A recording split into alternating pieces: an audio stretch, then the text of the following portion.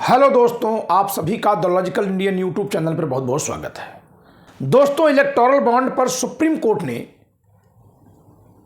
State bank of India को सूचना देने के लिए कहा था।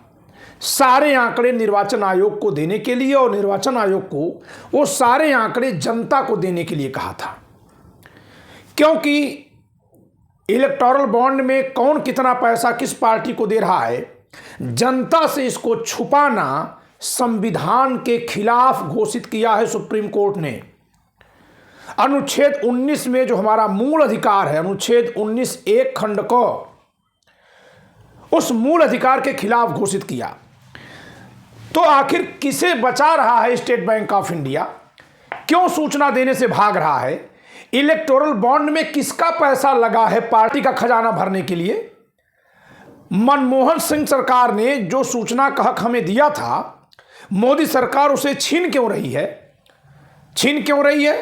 इलेक्टोरल बॉन्ड की स्कीम में जो इन्होंने कानून बनाया, उसके मुताबिक जनता को जानने का हक नहीं है कि कौन सा पूंजीपति, कौन सा व्यक्ति किस पार्टी को चंदा दे रहा है।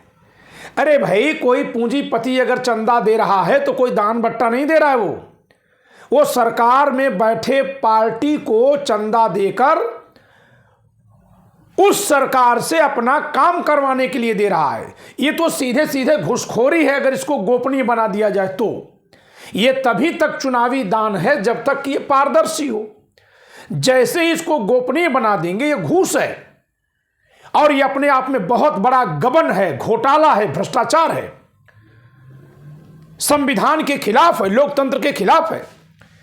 दोस्तों, आप जानते हैं कि चुनाव में पैसे का बहुत बड़ा महत्व है। प्रचार प्रसार, हेलीकॉप्टर का खर्च, रैली का खर्च सब पैसे से होता है। जिस पार्टी के पास ज़्यादा पैसा, वो ज़्यादा लोगों को रैली में बुलाती है, बड़े बड़े आयोजन करती है। जनता के दिमाग में ये छा जाता है कि यही सब कुछ है। क्या पता कि वो चोरी का पैसा है या कि साफ पैसा है। अब अगर वो चोरी का नहीं है तो बताने में डर कैसा भाई? इसलिए इस वीडियो में लिखा हूं कि मनमोहन सिंह सरकार ने सूचना का जो अधिकार हमको दिया था, जो संविधान के अनुच्छेद 19 एक खंड क से संबंधित था, उसे मोदी सरकार ने क्यों छीन लिया? आखिर इनको जनता को सूचना देने में डर क्यों? ये ऐसा कौन सा कार्य कर रहे हैं कि जनता जान जाएगी तो दिक्कत है? कौन से पूंजीपति, कौन से लोग इनको पैसा दे रहे हैं कि अगर जनता जान जाएगी तो ये देश के लिए दिक्कत हो जाएगी? दोस्तों, मेरी किताब आप सब मंगवाते रहते हैं, मंगवाए हैं, बहुतों के हाथ में होगी। इसका एक पेज खोलिए, पेज नंबर 45 हिंदी मीडियम में, और इंग्लिश मीडियम में भी ऐसा ही कोई पेज होगा, देख लीजिएगा। आर्टिकल 19(1) का जो आखिरी पेज है हमारी किताब में, इसमें देखिए, मैंने एक सुप्रीम कोर्ट के जजमेंट को कोट किया है। एसपी गुप्ता एवं अन्य बनाम भारत का राष्ट्रपति 1982 सुप्रीम कोर्ट। इसमें माननीय सर्वोच्च न्यायालय ने कहा था 1982 में कि कुछ आपवादिक दशाओं को छोड़कर, आप सबके हाथ में मेरी किताब होगी, पढ़ लीजिएगा, कि कुछ आपवादिक दशाओं को छोड़कर सामान्यतः नागरिकों को शासन से संबंधित सूचनाएं पाने का अधिकार है। यह अधिकार कहाँ है? यह अधिकार अनुच्छेद 19 खंड 1 के खंड क में है। इसी आधार पर सूचना अधिकार अधिनियम 2005 अधिनियमित किया गया है। यानी कि अनुच्छेद 19 को प्रभावी बनाने के लिए मनमोहन सिंह सरकार ने 2004 में सरकार बनती है, 2005 में, सोचिए कितने पारदर्शी प्रकृति के नेता हैं मनमोहन सिंह जी, कि 2004 में सरकार बनती है, 5 में कहते हैं कि तुम सारी सूचनाएं ले लो। हे भारत की जनता, हे भारत के लोग, आपको हम कानून बनाकर हक दे रहे हैं। संविधान में तो मूल अधिकार है, लेकिन उसका प्रवर्तन कौन अधिकारी करेगा, ऐसी कोई जिम्मेदारी नहीं दी गई है। इसी नाते अधिकारी हिला हवाली करते हैं। हम उन अधिकारियों को जिम्मेदार बना दे रहे हैं, समय लिख रहे हैं, 30 दिन के भीतर यहाँ से सूचना मिलेगी, 45 दिन के भीतर अपील से मिलेगी, और आपको अधिकार है कि आप सूचना पाइए। देखिए हमारी सरकार के अधिकारी क्या कर रहे हैं। वाह रे प्रधानमंत्री! और एक ये है, केवल चुनावी रैली से भाषण देना जानते हैं। आखिर इतना ज्यादा चंदा इनको क्यों दिया गया? आज तक के चुनावी इतिहास में, भारत के लोकतांत्रिक इतिहास में कांग्रेस को जो इतने लंबे समय तक सत्ता में रही है, कभी इतना चंदा नहीं मिला, कभी चुनावी चंदा इतना बड़ा मुद्दा बनता नहीं था। यहां इतना ज्यादा चंदा मिला, 3000 करोड़ मिला।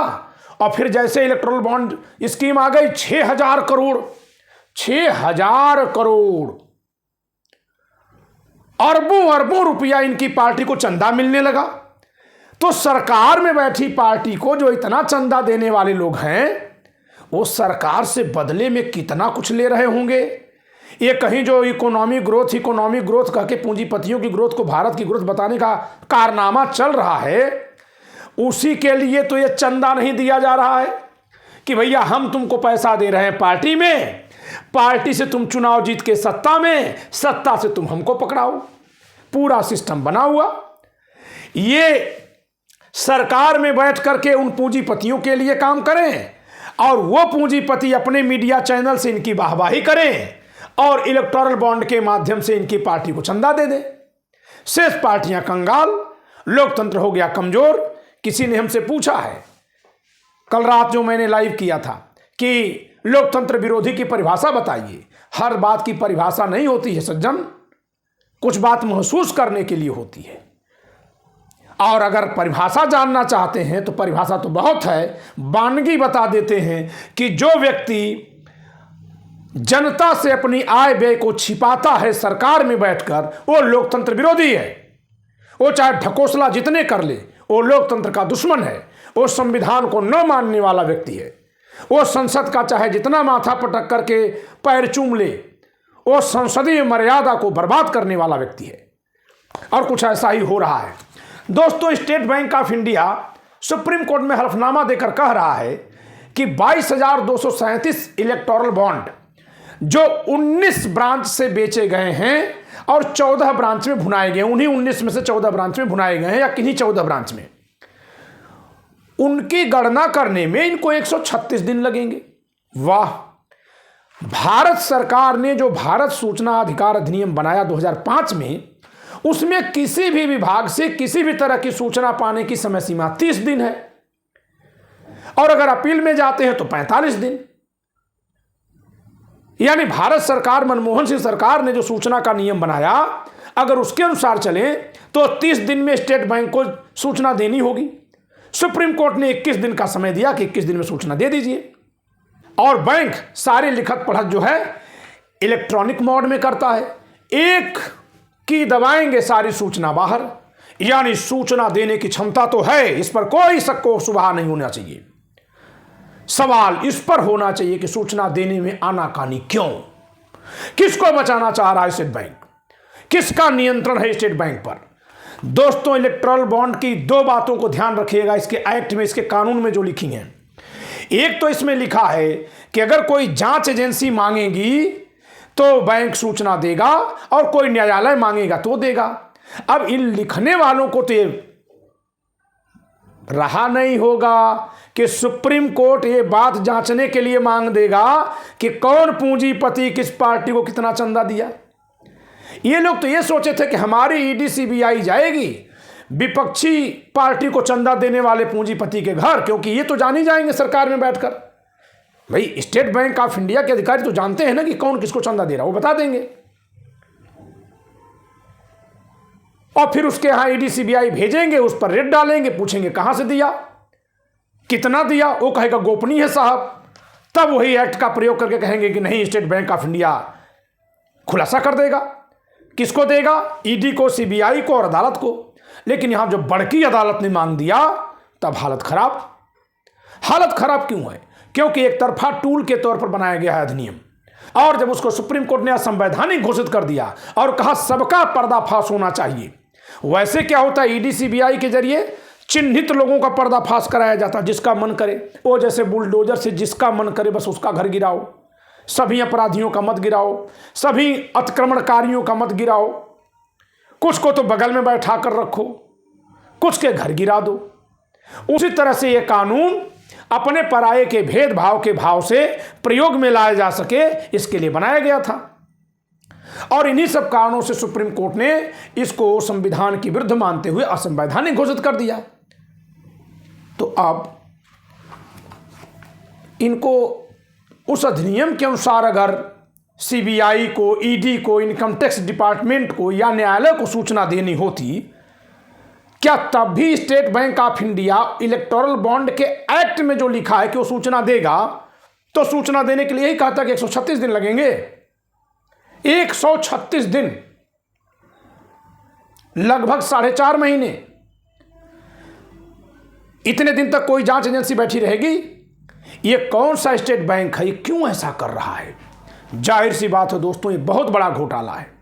मैं तो कहता हूं कि सरकार का इस पर कोई बहुत बड़ा हाथ है, और अगर सरकार इस पर हाथ डाल के इसको रुकवा रही है तो जनता में बात और फैलेगी कि कुछ बहुत बड़ी गड़बड़ी है इसमें। अब एक बात और जानिए इलेक्टोरल बॉन्ड की। एक बात ये जान गए कि इलेक्टोरल बॉन्ड एक्ट में लिखा है कि अगर कोई जांच एजेंसी या न्यायालय मांगेगा तो सूचना देनी पड़ेगी। तो क्या इतना देर करते? एक बात ये हो गई। एक दूसरी बात, इलेक्टोरल बॉन्ड कानून में लिखा है कि अगर कोई इलेक्टोरल बॉन्ड किसी पार्टी के पक्ष में किसी ने खरीदा, तो उसे भुनवाने वाला पार्टी जिसके पक्ष में खरीदा गया, यदि वो पार्टी 15 दिन के भीतर उसको कैश नहीं कराती है, तो वो इलेक्टोरल बॉन्ड का पैसा स्टेट बैंक ऑफ इंडिया क्या करेगा? पीएम केयर फंड में ट्रांसफर कर देगा ऑटोमेटिक। वारे घोटाला भाई, पीएम केयर फंड तो सरकारी है ही नहीं। वो व्यक्ति पैसा दे रहा है हमको, हम पैसा ले न ले तो उसको वापस जाना चाहिए सामान्य कानून के अनुसार, या सरकार के खजाने में जाना चाहिए। यहां ये न जाने कौन से पड़ोसी के घर में जा रहा है, क्योंकि पीएम केयर फंड तो सरकारी है नहीं और न उसका कोई हिसाब किताब है। तो भैया 15 दिन के भीतर तो स्टेट बैंक ऑफ इंडिया नज़र रखता रहा होगा ना कि ये पैसा इधर जाएगा, उधर भेजना है, इधर जाएगा, उधर भेजना है। वो काम वो 15 दिन में कर ले रहे थे अधिनियम के मुताबिक।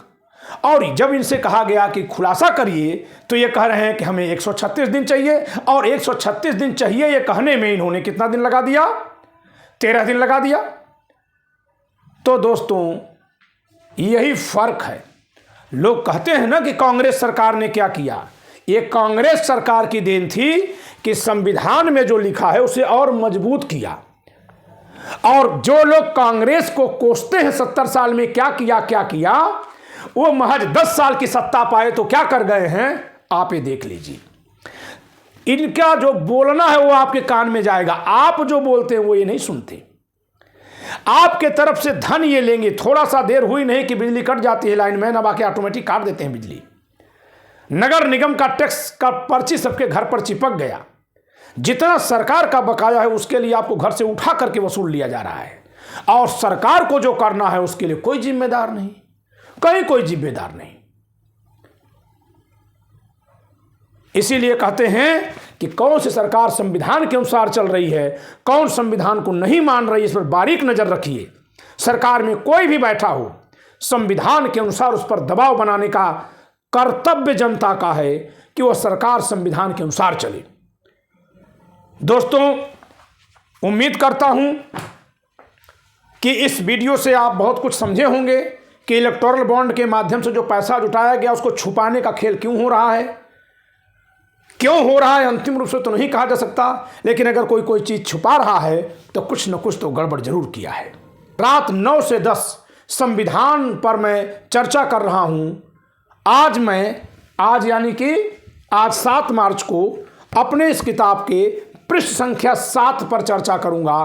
भारत के संविधान में जो 12 अनुसूचियां हैं उनमें क्या लिखा है, और भारत के संविधान में कहां कहां कितना आरक्षण है, इन पर मैं चर्चा करूंगा। दोस्तों, हमारे संविधान की इस क्लास को आपका सहयोग चाहिए। दोस्तों, संविधान ज्ञान प्रसार की हमारी मुहिम को आप अपना सहयोग दे सकते हैं। इसके लिए इस बार कोड को स्कैन करके सहयोग दे सकते हैं, या इस नंबर पर आप सहयोग भेज सकते हैं। और हमारे चैनल को सब्सक्राइब न किए हैं, सब्सक्राइब जरूर करिए, वीडियो लाइक करिए, शेयर करिए। जय संविधान।